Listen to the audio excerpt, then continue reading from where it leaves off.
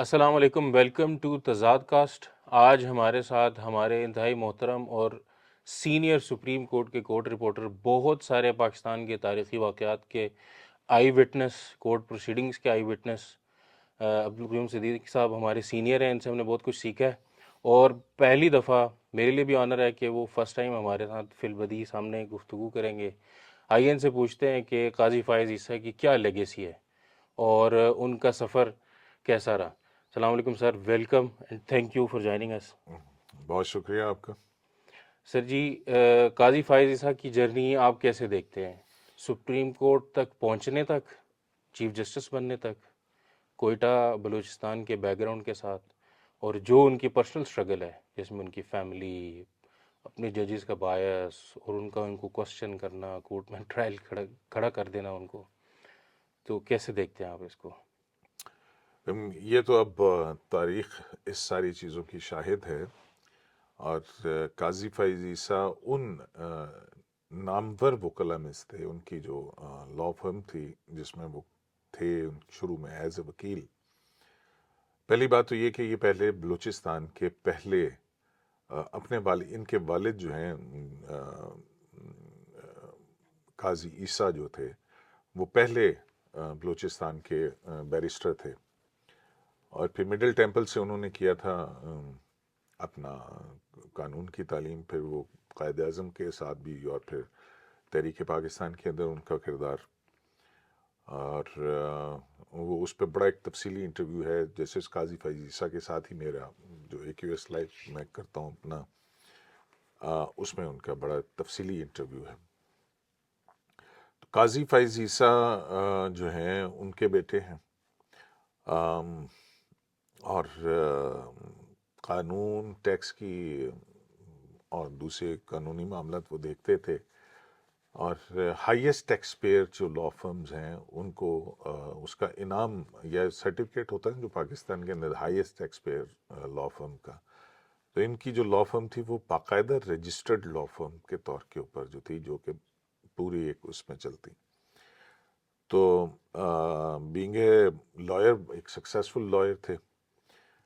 پھر جب 2007 میں 3 نومبر 2007 ہوا اس ملک کے اندر، جب افتخار محمد چودھری جو ہیں وہ ان کو ڈپوز کیا گیا، تو اس کے بعد لائرس موومنٹ چلی۔ 12 مئی کا جو ہے وہ بڑا ایک سانحہ ہے۔ جب میں اس وقت بھی ساتھ تھا افتخار محمد چودھری صاحب کے ساتھ، جب ہم کراچی پہنچے تو ہم جب وہاں لینڈ کیے تو تقریباً 57 کے قریب لوگ جو ہیں وہ ان کو مار دیا گیا ہوا تھا فائرنگ کر کے، اور وہ مختلف اس میں۔ تو اس وقت یہ لائرس موومنٹ میں بھی تھے، اور انہوں نے اپنی، جب یہ ہوا سارا کچھ تو انہوں نے ان کورٹس کے اندر اپیئر ہونا چھوڑ دیا تھا۔ So he's a staunch believer on the rule of law اور constitutionalism کے اوپر۔ پھر اس کے بعد جب 2009 میں عدلیہ بحال ہوئی ہے تو ایشو یہ ہوا کہ ایک 31 جولائی کی ججمنٹ جو ہے وہ بڑی مشہور ججمنٹ ہے، جس میں جنرل پرویز مشرف کے اقدامات کو غیر آئینی قرار دیا گیا تھا، اور پھر اس کے نتیجے کے اندر تقریباً 102 جو 3 نومبر کے بعد سے بھرتیاں کی تھی ججز کی، ان کو گھر بھیجا گیا۔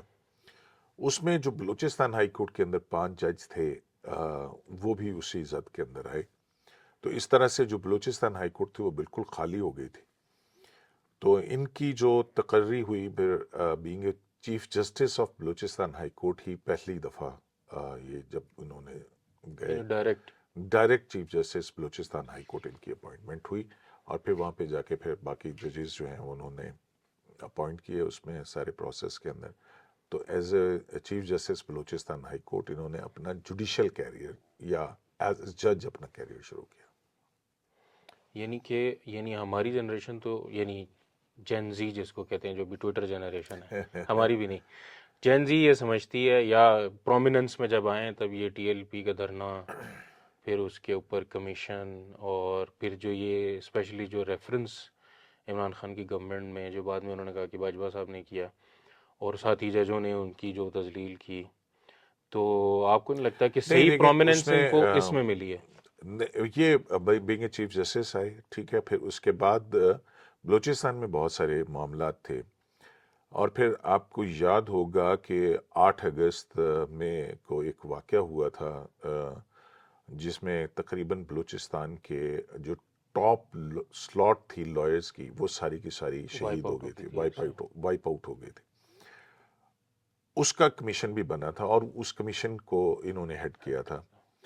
اور پھر اس پہ ان کی ایک بڑی ایک ساری انویسٹیگیٹو اور ریسرچ جو تھی وہ ساری رپورٹ سامنے آئی تھی، جس کے اندر سارے کہ خود کش بمبار سے لے کے اور جو مختلف قلعدم تنظیموں ان کا کیا کردار اور کہاں کہاں کیا کرنا چاہیے. بدقسمتی کی بات ہے کہ اس رپورٹ کے اوپر وہی جیسے ہمارے ہوتا ہے کہ کمیشن کی رپورٹ جو ہے وہ سرد خانے کی نظر ہو جاتی ہے. پھر اس کے بعد جو ہے وہ ایک کیونکہ یہ تو جج تھے، بلوچستان ہائی کورٹ کے چیف جسٹس تھے. آپ کو یاد ہوگا میمو کمیشن کیس ایک بہت مشہور ہے. یہ وہ اس وقت جب حسین حقانی جو ہیں وہ پاکستان کے امریکہ میں سفیر تھے، اور پھر ایک خط آیا تھا اور کہ جی اس طرح سے لکھا گیا، پیپلز پارٹی کی گورنمنٹ تھی اور بہت زیادہ general Kayani was the chief of army staff at that time, عدلیہ بحال ہو چکی ہوئی تھی. تو ان کو اس کمیشن کا ہیڈ بنایا گیا اس حوالے سے، جس کو ہم میمو کمیشن کہتے ہیں، جو میاں نواز شریف جو ہے سپریم کورٹ میں درخواست لے کے گئے تھے کہ اس معاملے کی انویسٹیگیشن ہونی چاہیے. کل وہ کہہ بھی رہے تھے گور صاحب کے یہ ہاں تو وہی ہیں کالا کوٹ پہن کے جو ہے ان کے ساتھ. ہاں وہ یہ بالکل کرتے ہیں، لیکن یہ آدھا سچ بتاتے ہیں. یہ بڑی ایک جو تکلیف دہ بات ہے نا کہ گئے تھے بالکل میاں نواز شریف وہاں پہ گئے تھے، اور اس وقت ان کے وکیل فخر الدین جی ابراہیم تھے، وہ نہیں آ سکے تھے، تو میاں صاحب نے خود جو ہے وہ اس کو کیا تھا. میں تو آئی وٹنس ہوں افتخار چوہدری صاحب کے بینچ. تو اس پٹیشن پہ پھر میمو کمیشن بنا تھا. قومی سلامتی سے متعلق ایک معاملہ تھا ظاہر ہے، جس میں بہت سارے اور بھی واقعات ہیں. تو وہ جو ہے اس کی سربراہی کی انہوں نے، جو 3 ہائی کورٹ سے چیف جسٹسز تھے، قاضی فائصد تھے، اقبال حمید الرحمان صاحب تھے، اور ایک تیسرے جج تھے ہائی کورٹ کے، اب مجھے I am forgetting his name.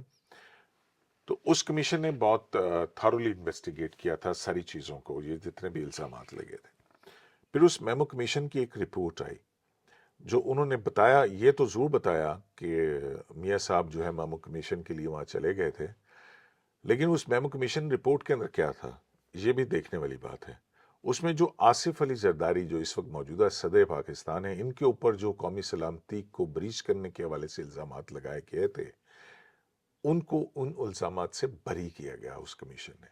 یہ بات آپ نے آج تک نہیں سنی ہوگی یا سنی ہے؟ نہیں، بہت پاپولر عام مین سٹریم میں تو آج کل بالکل بھی نہیں نا سوشل میڈیا یہ پہ. اس کا آؤٹ کم تھا. ہاں، اور اس کے بعد جو ذمہ داری تھی وہ حسین حقانی پہ آئی تھی، اور حسین حقانی کی وکیل عاصمہ جہانگیر تھیں.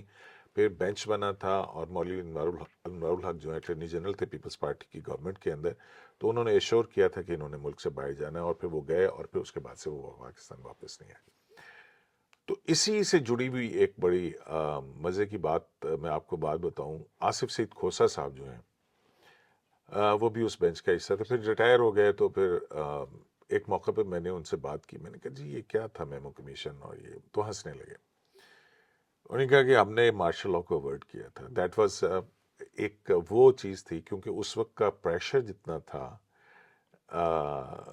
فوج کا، اپنا آرمی کا، جنرل کیانی کا، تو اس کو اب آپ دیکھ لیجئے کہ حالات کو، کہ میاں صاحب عدالت میں گئے، عدالت سے ایک کمیشن بنا، اور کمیشن نے ایک رپورٹ دی، اور اس رپورٹ کے اندر جو فیکٹ فائنڈنگ ہوئی، جنرل پاشا بھی اس میں پیش ہوئے، وہ اجاز جو ہے منظور اجاز، وہ بھی ان کی ایویڈنس ہوئی تھی، ریکارڈ ہوئی تھی سارا کچھ.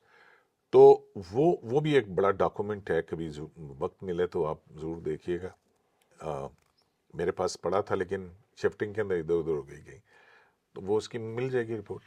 تو یہ یہ جو چیز تھی یہ بڑی امپورٹنٹ میرا خیال ہے کہ ایک وہ چیز ہے جس میں یعنی ایک طرح سے انہوں نے نیوٹرلائز کیا اس سارے ایشو وہ کو، اس پریشر کو نیوٹرلائز کیا نیوٹرلائز گیا، کیا کیونکہ اس میں فیکٹس سامنے آ گئے، فیکٹ سامنے آ گیا۔ اور بھی میرا خیال ہے یعنی کہ اسی ریپوٹیشن کی وجہ سے ان کو پھر وہ فیض آباد دھرنے والے کمیشن بھی ان کو دیا گیا۔ نہیں، فیض آباد دھرنا کمیشن نہیں گیا تھا وہ پھر اس کے بعد ظاہر ہے جب یہ 5 سال انہوں نے ایز بلوچستان کے جج کے طور پہ کیا، پھر ان کی elevation Supreme Court of Pakistan میں ہوئی۔ بلوچستان سے اس وقت افتخار چودھری ریٹائر ہو رہے تھے، اور اس کے بعد بلوچستان سے کوئی نہیں تھا، تو جسٹس قاضی فیض صاحب سپریم کورٹ آف پاکستان کے جج بنے۔ قاضی صاحب کا جو پہلا بڑا کیس آیا وہ تھا جب فوجی عدالتوں کا کیس، آپ کو یاد ہوگا 2018 میں اے پی ایس کا واقعہ ہوا تھا، 2014 میں 2014 میں یہ ایشو تھا۔ 14-15 کے اندر نا۔ تو اے پی ایس کا واقعہ، اور خان صاحب یہاں پہ دھرنا دے کے بیٹھے ہوئے تھے، 126 دن کا جو ان سا دھرنا تھا، آزادی مارچ، جی ہاں، ٹھیک ہے۔ تو اس دھرنے میں کے بعد جب یہ اے پی ایس کا واقعہ ہوا تو ساری جماعتیں سر جوڑ کے بیٹھی تھیں، اور پھر اس ٹیررزم کے مینس کو کنٹرول کرنے کے لیے فوجی عدالتوں کی منظوری دی گئی، جس میں کانسٹیٹیوشنل امینڈمنٹ کی گئی تھی، جس کے ذریعے فوجی عدالتیں قائم کی گئیں، اور اس کے اندر ایک سن سیٹ کلاز تھی کہ وہ 2 سال کے لیے ہوں گی۔ وہ جو ہے وہ چیلنج ہوا سپریم کورٹ آف پاکستان میں۔ 18ویں ترمیم آ چکی تھی اس کے بعد کی، میں خیال شاید 18ویں ترمیم ہاں آ چکی ہوئی تھی، اور اس کے بعد کی بات ہے یہ، کیونکہ وہ یہ 10 اپریل 2000 نیشنل الیکشن پلان میں یہ چیزیں شامل ہوئی نیشنل تھیں کہ الیکشن کیونکہ پلان، وہ 20 بری ہو نکاتی جاتے تھے جتنے 20 بھی پکڑتے نکاتی تھے۔ جو نیشنل الیکشن پلان تھا، جس کے اوپر پھر ابھی تک عمل نہیں اب ہوا۔ ہوا یا نہیں ہوا، بہت سارے انکمپلیٹ ایجنڈا وہ ہے۔ یاد آدھا سچ مان کے جس کو اچھا لگا اس نے اتنا عمل کیا اس کا۔ ہاں، اس کے اوپر اس کے مطابق ہوا، تو وہ ہوئی امینڈمنٹ چیلنج۔ یہ بھی بڑا کیس، تاریخی کیس ہے۔ یہ وہ کیس ہے، پہلا کیس ہے جس میں فل کورٹ نے اس کی ہیئرنگ کی تھی، 17 رکنی فل کورٹ تھا۔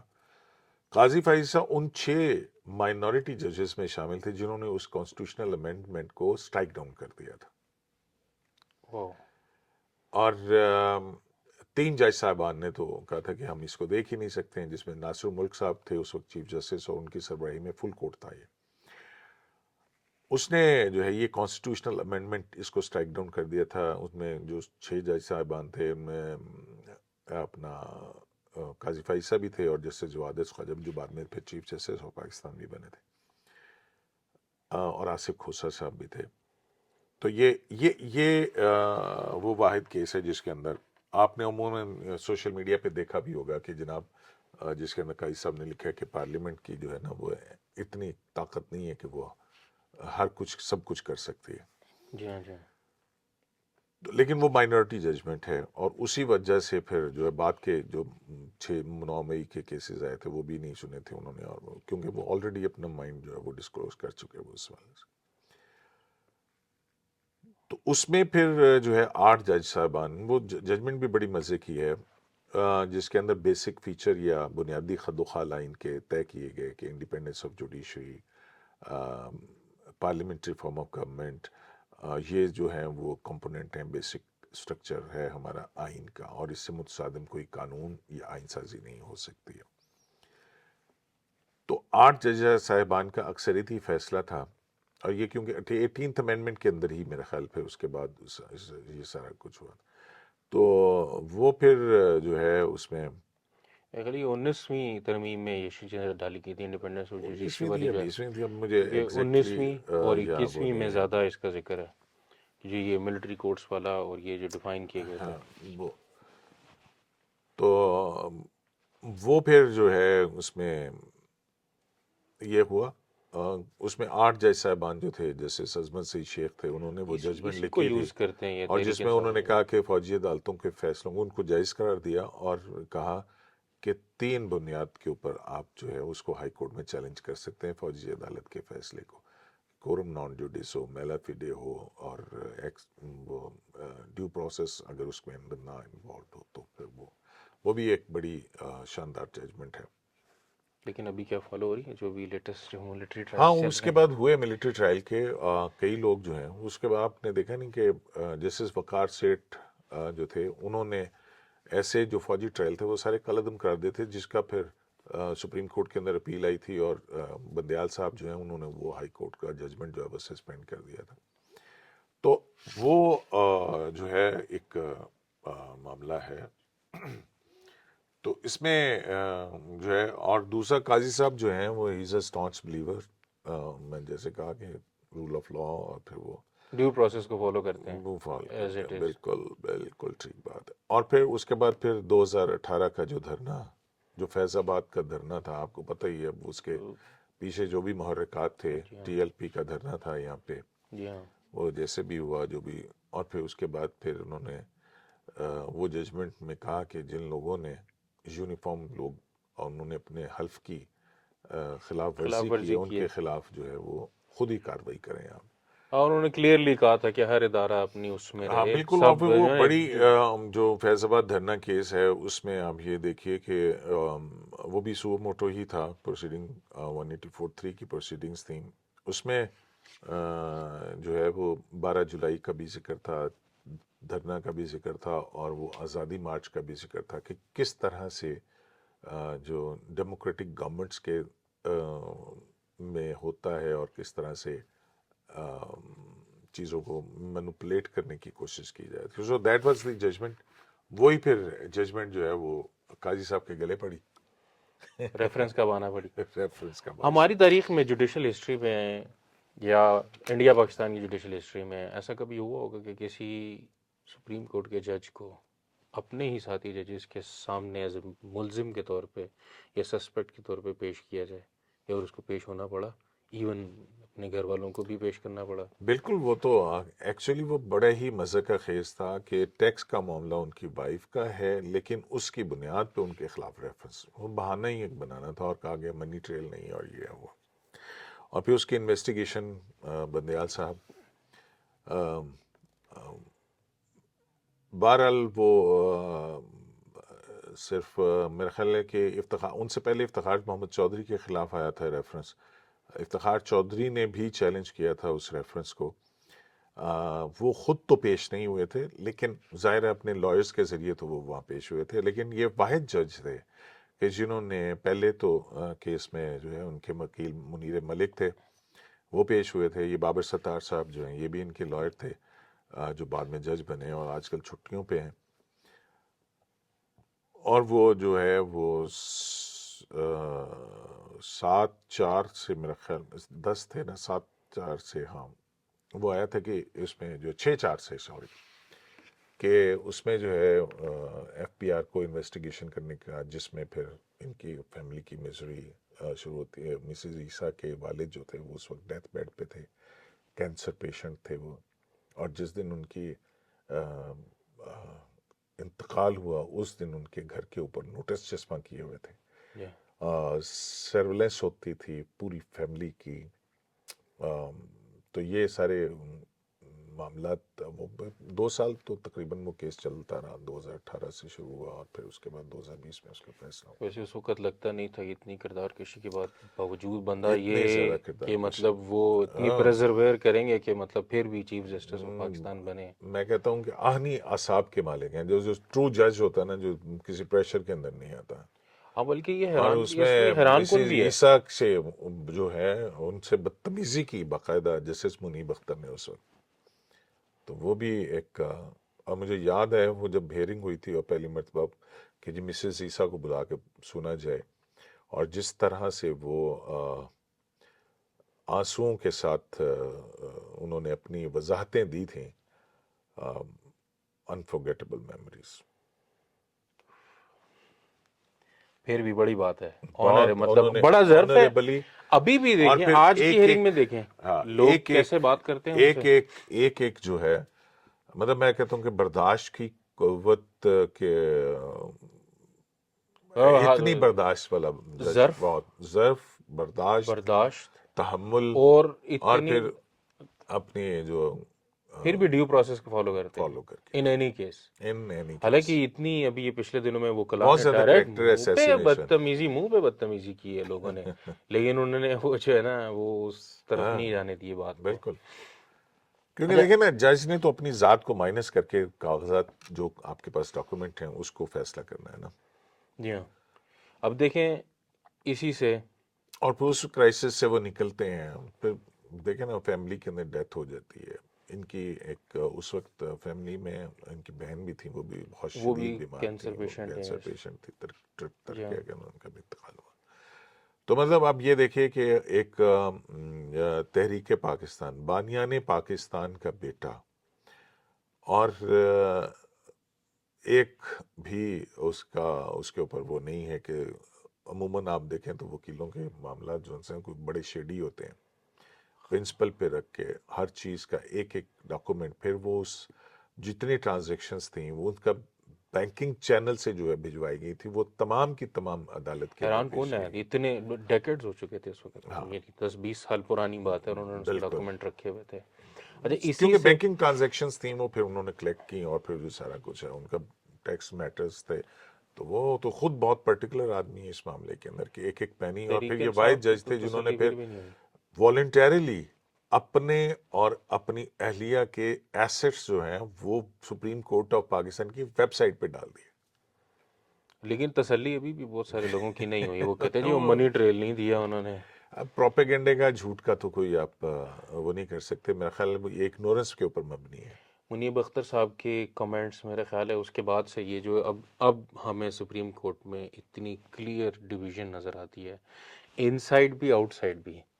یعنی ان سائڈ تو چلے ایک ہے ہی ہے، چلے میں ایک عام آدمی یا عام شہری کی طرح یہ دیکھتا ہوں کہ ہو سکتا ہے ججوں میں آپس میں اختلاف ہو، کسی کی رائے ایسی ہو کسی کی رائے ایسی ہو، لیکن جب وہ ججمنٹ دیتے ہیں شارٹ ہو یا لانگ ہو، باہر نکلتے ہیں وہی ہمارے آپ کے کولیگ جن کو ہم بچپن سے دیکھتے آ رہے ہیں. یار یہ بندہ جو دسے گا نا میں یہی انٹرپریٹیشن ہوگی، پھر ہر کوئی اپنی تشریح کرے گا. متی صاحب اپنی کریں گے، دور صاحب اپنی کریں گے.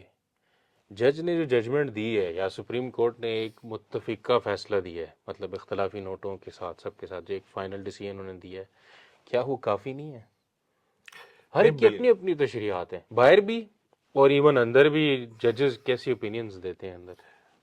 اب جن محترم شخصیات کا آپ نے ذکر کیا یہ سوال آپ انہی سے پوچھیے گا.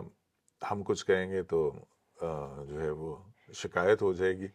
تو میرا خیال ہے کہ اس آپ کی اس فٹ بال کو کیا کہتے ہیں اس کو گوگلی کو گوگلی کو سائڈ پہ کرتے ہوئے آگے چلتے ہیں.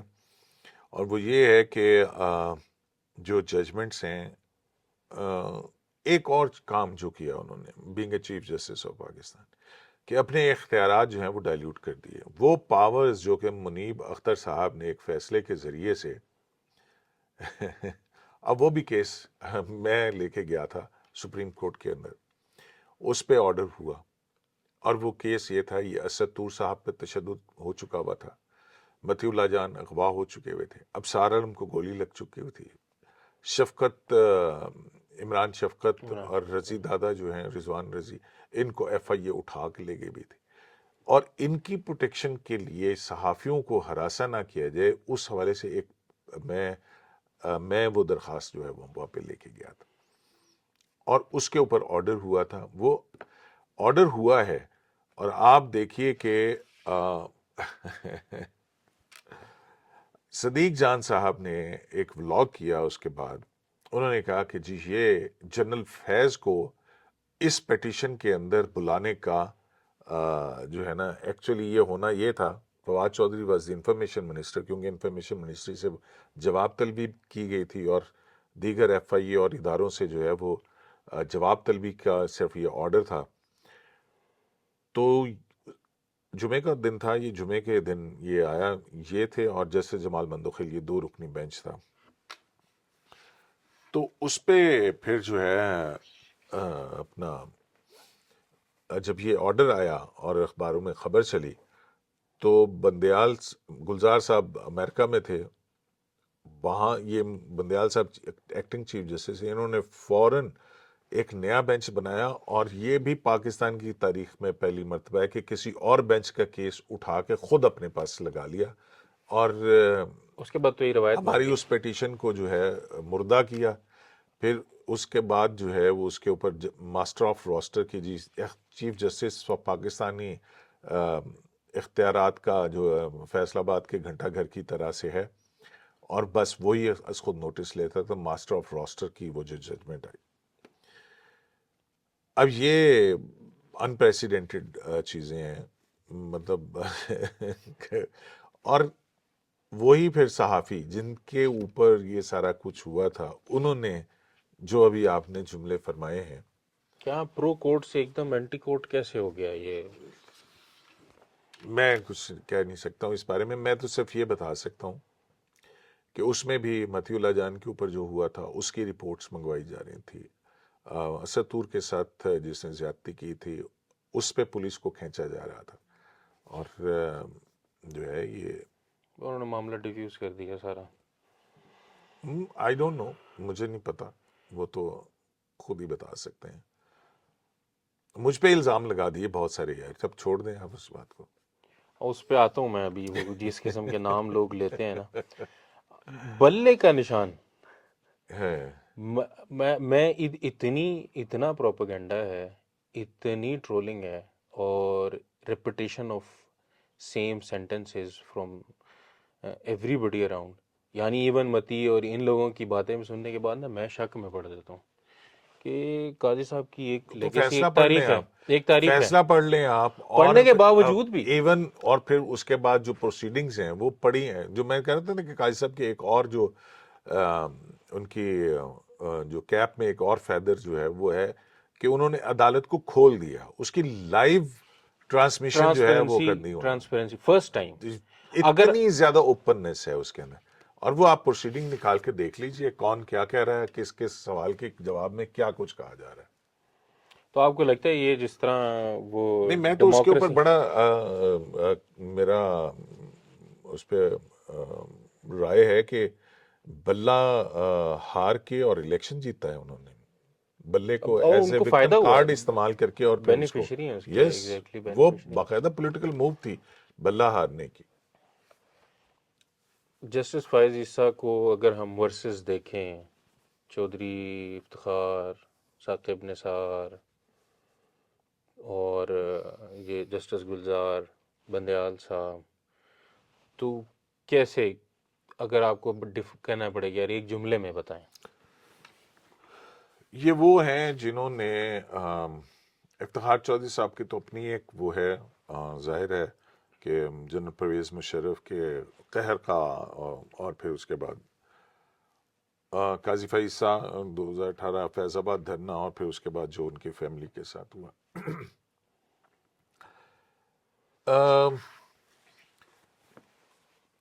بہت مختلف یہ وہ مقدمات جو افتخار محمد چودھری کے ایون دور سے ہی چل رہے تھے، سے لے کے اور بندیال صاحب تک آنے والے چیف جسٹسز کی جرت نہیں ہوئی تھی جن کیسز کو ہاتھ بھی لگانے کی. اس میں ذوالفقار علی بھٹو کا کیس سے لے لیں، اور جنرل پرویز مشرف کی ہائی ٹریجن کیس کے اندر پھانسی تک کا فیصلہ، انہوں نے یہ سننے نہیں. ایک مرتبہ جب جن باجوہ کی ایکسٹینشن چیلنج ہوئی تو آصف کھوسہ صاحب نے ایک بڑی، ہمیں بہت ساری جرنلسٹ تھے وہاں پہ، انہوں نے کہا کہ جب یہ پیٹیشن آئی تو میں اس وقت ایک 5 ممبر لارجر بینچ بنا ہوا تھا، تو گلزار صاحب اس کے سیکنڈ موسٹ تھے، سینئر موسٹ تھے اس وقت. تو ان سے میں نے کہا کہ یہ کھوسہ صاحب بتا رہے ہیں کہ یہ جنرل باجوہ کی پیٹیشن سن لیتے ہیں. تو انہوں نے کہا نہیں نہیں نہیں نہیں بھائی، مجھے اس سے دور رکھیے. اور پھر وہ 3 رکنی بینچ بنا. کھوسہ صاحب تھے، مظہر عالم میاں خیل صاحب تھے، اور منصور علی شاہ صاحب، جسٹس منصور علی شاہ. تو یہ وہ فیصلہ پھر جسٹس منصور علی شاہ نے لکھا جس میں سپریم کورٹ نے کسی جنرل کو 6 ماہ کی ایکسٹینشن دی، بالکل اسی طرح جیسے ارشاد حسن خان کی سپریم کورٹ نے جنرل پرویز مشرف کو آئین میں ترمیم کا حق دیا تھا.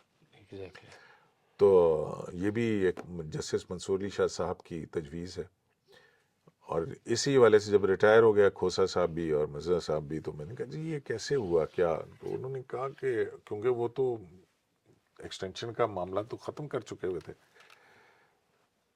تو انہوں نے کہا ہاں بس وہ پھر وہ ٹھیک کر کے لے آئے تھے نا، تو میں نے کہا جی یہ پھر کیسے ایکسٹینشن کیسے دی؟ میں نے کہا ہم کیا کرتے، اور پھر منصور صاحب کی یہ تجویز تھی کہ یہ 6 ماہ کی ایکسٹینشن دینی چاہیے اور معاملہ پارلیمنٹ کو بھجوا دینا چاہیے۔ اب اس کے حوالے سے بھی بہت ساری غیر مصدقہ خبریں ہیں جو گھومتی پھرتی ہیں، رومرز۔ وہ کسی اور کو۔ اب تو جنرل فیض اس وقت جنرل باجوہ کی ایکسٹینشن دیکھ رہے تھے کے معاملات۔ Rumours are true. تو 26ویں آئینی ترمیم ہو گئی ہے، آج ہم نے ہیڈ لائنز دیکھی ہیں جی، جوڈیشری کے پر کاٹ دیے گئے ہیں، تو کیسے دیکھتے ہیں؟ ایک پازیٹیو سائن ہے، نیگیٹو ہے؟ کیا انڈیپینڈنس کمپرومائز ہو گئی ہے؟ کیا ہم نے جج ایکچولی عدالتوں کو یا سپریم کورٹ کو پولیٹیسائز کر دیا ہے؟ دیکھیں عدالتیں پولیٹیسائز تو خود ہوئی ہوئی ہیں، ہم، اس کی ایک طویل ہسٹری ہے۔ آپ مولوی تمیز الدین کے کیس سے شروع ہو جائیے اور آپ مخصوص نشستوں کے کیس تک آ جائیے، جو جو کام ہماری عدالتوں نے کیے ہیں، 58(2) آئی، 58(2) جب ختم کی 18ویں ترمیم میں، تو پھر 184(3) کی تلوار نکال لی گئی۔ 184(3) کی جو تلوار نکالی گئی، اس کے ذریعے ہم نے پرائم منسٹرز کو گھر بھیجا، اس کے ذریعے پرائم منسٹرز جلا وطن ہوئے، اس کے ذریعے آپ کا جو پولیٹیکل ریگولیشن شروع کر دی، وہ کام جو کبھی ہمارے یونیفارم لوگ کیا کرتے تھے، یہ اس کی بی ٹیم کے طور کے اوپر وہ ایجنڈا آگے کیا۔ پاناما کی ججمنٹ دیکھ لیں، یوسف رضا گیلانی کی نااہلی کی ججمنٹ دیکھ لیں، اور دوسری تیسری جو ہیں ججمنٹ دیکھ لیں، ریکوڈک کے کیس کی دیکھ لیجئے، یعنی کہ معیشت، سیاست، حکومت، ان تمام کو 184(3) کا یہ وہ اختیار تھا جو اس قدر متشددانہ انداز کے اندر اختیار کیا گیا کہ آپ نے حکومتوں کو یرغمال بنا لیا، آپ نے سیاست کو ریگولیٹ کرنا شروع کر دیا، آپ نے معیشت کو ریگولیٹ کرنا شروع کر دیا۔ یہ وہ ہماری عدلیہ کے جرائم ہیں جن کی بنیاد پر فوجی آمروں کو یونیفارم میں الیکشن لڑنے کی اجازت دی گئی۔ یہ تمام جو چیزیں ہیں، یہ اس کا باعث ہیں، یہ ایک پورا اس کا پرسپیکٹو ہے۔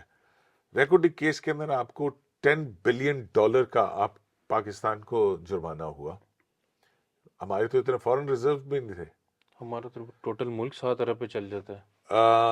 نجکاری کا معاملہ سٹیل مل کی، اب دیکھ لیجئے وہ نجکاری تو نہیں ہوئی، اور لیکن اس کے بعد سے کتنے اربوں روپے جو ہے وہ آپ کی پینشن ان تنخواہ میں ابھی بھی اس جا میں رہے ہیں۔ جا رہے ہیں۔ سو وہ معاملات جو کہ حکومتوں کے طے کرنے کے ہیں، آلو اب پیاز کی اور پھر چینی کی قیمتوں سے لے کے ڈیم بنانے تک، اور پھر منصوبہ بندی، خاندانی منصوبہ، یہ تمام چیزوں کے اندر عدلیہ آ گئی۔ عدلیہ اپنا کام چھوڑ کے سیاست میں آ گئی، اور جب یہ سب کچھ ہو رہا تھا تو پھر اس کے بعد ایک مخصوص سیاسی جماعت کو فائدہ پہنچانے کے لیے جج صاحبان نے آئین کو دوبارہ تحریر کرنے کا بھی ٹھیکہ اٹھا لیا۔ ٹھیک ہے، پارلیمنٹ قانون بناتی، قانون بننے سے پہلے ہی اس کو سٹے کر دیا گیا، یعنی پارلیمنٹ کے اختیارات کے اندر بھی انکروچ شروع کر دیا۔ تو یہ جو جوڈیشل اوور ریچ شروع ہوئی، اور دوسری طرف ہم دیکھتے ہیں جنرل پرویز مشرف کا مقدمہ پڑا رہتا ہے، کوئی نہیں سنتا۔ ذوالفقار علی بھٹو کا ریفرنس جو ہے صدارتی ریفرنس، وہ 11 سال تک پڑا رہا ہے، کوئی نہیں سنتا۔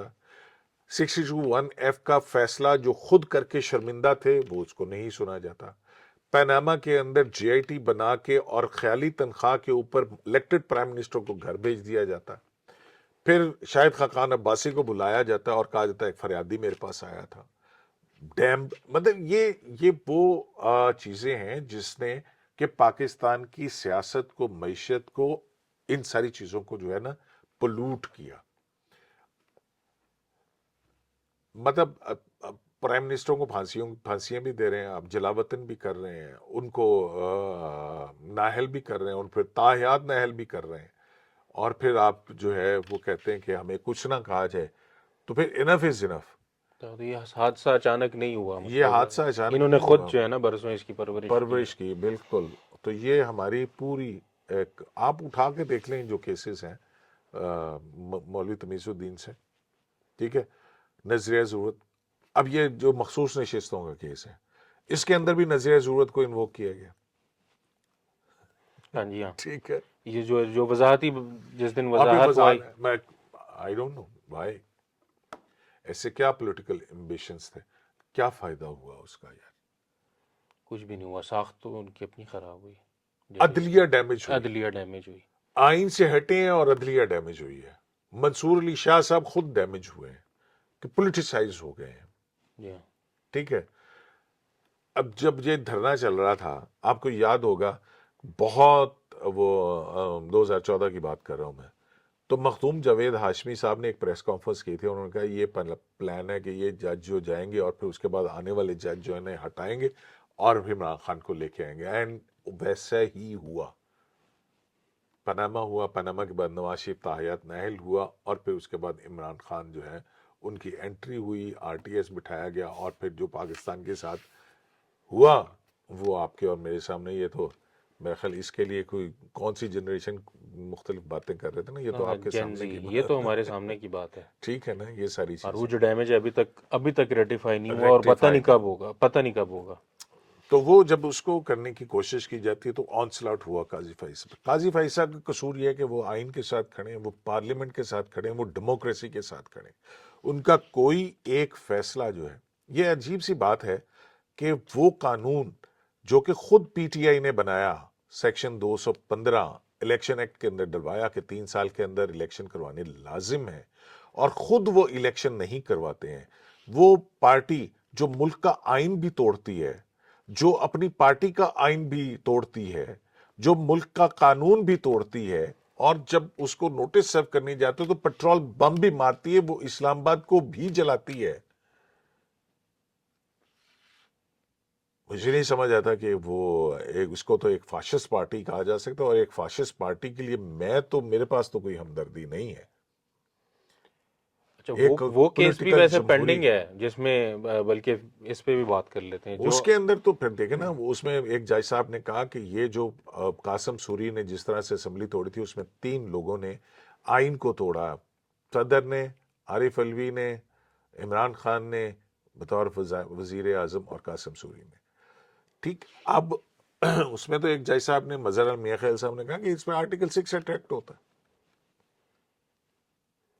اس کی بھی ویسے بھی پینڈنگ ہے، وہ اس کا کوئی حتمی ٹھیک ہے، طور پہ اس تو کا کچھ بھی نہیں. ریویو پینڈنگ پڑا ہوا ہے اس اس کا. کا ریویو پینڈنگ پڑا ہوا. ٹھیک ہے، 63A کا ریویو نہیں لگائے تھے. مطلب آئین بھی ری رائٹ کر دیں کہ جناب اس وقت سیاسی ضرورت عمران خان صاحب کی یہ ہے.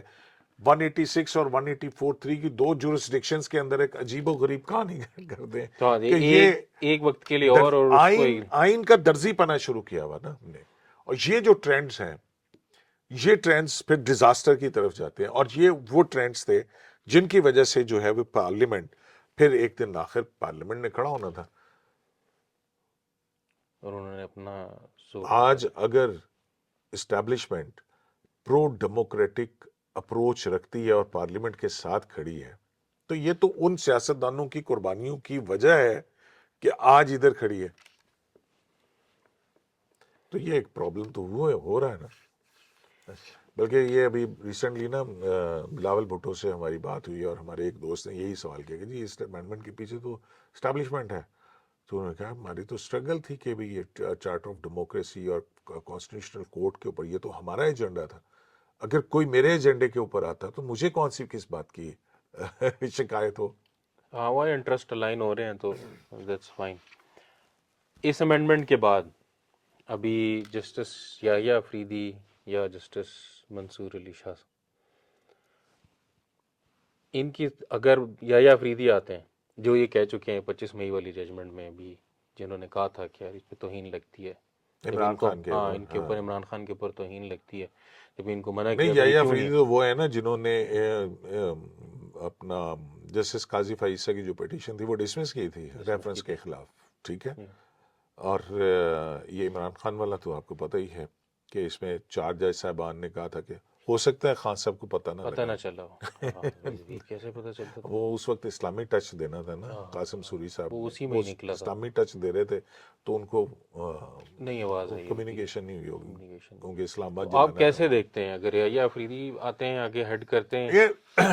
یہ اس میں جو قاضی فیصل صاحب کی جو ہے اس میں آپ یہ دیکھیے کہ اپنے اختیارات ڈائلیوٹ کیے انہوں نے. اس کے بعد 62(1)(f) جو تاحیات نااہلیاں تھی اس ختم کرنے کا فیصلہ دیا. 63(a) کے اندر جو کہ آئین کو ڈسٹارٹ کیا تھا اس کو بحال کیا. جنرل پرویز مشرف کو سزائے موت، عامر کو برقرار رکھا فیصلہ، ٹھیک ہے. اس کے بعد جو ہے وہ اور بھی بہت سارے 190 پروسیجرز ملین میں 190 190 ملین پاؤنڈ کا کیس ہے. یا بھی ڈیم فنڈ کے جو ہے وہ 70 ارب روپے واپس کیے. کنگال کر دیا سپریم کورٹ کو. دیکھیں نا کہاں 80-85 ارب روپیہ اکاؤنٹ میں پڑا. ہاں وہ کہاں پہ ٹرانسپیرنسی؟ سیلاب کے دنوں میں مقدمات بلاول کہہ رہا ہوتا تھا کہ بھائی یہ ہمارا 110 ارب دے دیں تو ہم اپنا مسئلہ حل کریں. ایگزیکٹلی. تو وہ چیزیں جو ہیں وہ پھر آپ کو پتہ ہے کہ پریکٹس اینڈ پروسیجر کے اندر ڈویژن کھل کے سامنے آ گئی تھی، جس میں وہ 5 جج الگ ہو گئے تھے جنہوں نے اس کو سٹے کیا تھا. اور وہ ان کی اپوائنٹمنٹ بھی جو ہے 4 نمبر سے ہوئی ہوئی تھی. کسی زمانے میں ہمارے 4 نمبر گیٹ نمبر 4 کی سیاست ہوا کرتی تھی. جی ہاں. پھر جوڈیشری کے اندر 4 نمبر سے اپوائنٹمنٹس ہونے لگیں عمران خان کے پروجیکٹ کو دوام دینے کے لیے.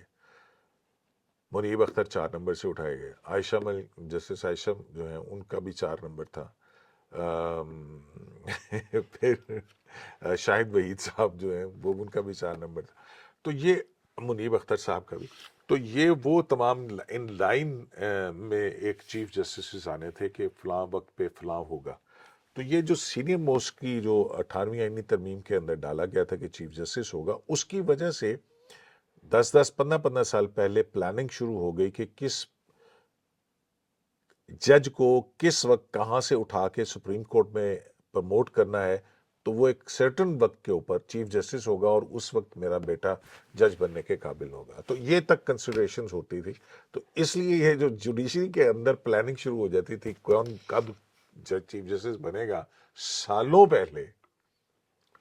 تو بلکہ وہ ایک شادی کا بھی ہے کہ اس میں اپنے امینڈمنٹ بیٹے سے کی ختم شادی ہوتا. تب کروں گا جب میں چیف جسٹس ہوں گا اس ٹھیک وقت، ہے اس نا، طرح اس سے. وقت ایسا ہوگا. مطلب آپ یہ دیکھیں کہ جسٹس یحییٰ افریدی کے ساتھ کتنی بڑی زیادتی ہوئی. He was the chief justice Peshawar high court. Seniority میں ان کا نمبر تھا سپریم کورٹ میں ایلیویٹ ہونے کا. ثاقب نثار صاحب نے منیب اختر صاحب کو 4تھے نمبر سے لا کے اور سپریم کورٹ میں بٹھایا. اس کی واحد وجہ یہ تھی کہ ان کو پہلے لے آیا جائے تاکہ یہ سپریم کورٹ کے جج تاکہ یہ بنے. اور یحییٰ افریدی صاحب تقریباً 4 سال یا 3.5 سال چیف جسٹس بنتے. ان کا ٹینیور جو ہے وہ 2 سال کم کر دیا جائے. پراپر تو رجیم بھی ہے. یہ باقاعدہ اتنی زیادہ کنسیڈریشنز یعنی ہوتی ہیں. پورے اسٹرکچر کو ریگ کیا ہوا تھا. جس کون سی لا فرم کا کون سا بلکہ وہ تو انہوں نے سی ایل ایم تو خود بہت تھی. خود سی ایل ایم فخر کے سے انہوں نے جج ہوتے بتایا کہ ہم 3 دوست سپریم کورٹ میں ہیں، وہ امریکہ والی تقریر میں، ہاں اور یہ hand picked by me, head hunted by me. ہاں ہیڈ 5 ہنٹنگ. ججز. اب یہ دیکھیں ججز کے لیے ہیڈ ہنٹنگ یار اتنی یہ عجیب و مطلب، غریب بات ہے. اور پھر انہوں نے بڑے فخر سے بتایا یہ مطلب اٹس پبلک ریکارڈ پہ. اور اور کسی نے خود ریکارڈ کیا ہے؟ خود ریکارڈ یہ ہے کہ جسٹس شوکت عزیز صدیقی کے ساتھ ہونے والی ناانصافی کا فائدہ اٹھاتے ہوئے چیف جسٹس اسلام آباد ہائی کورٹ بنے آپ.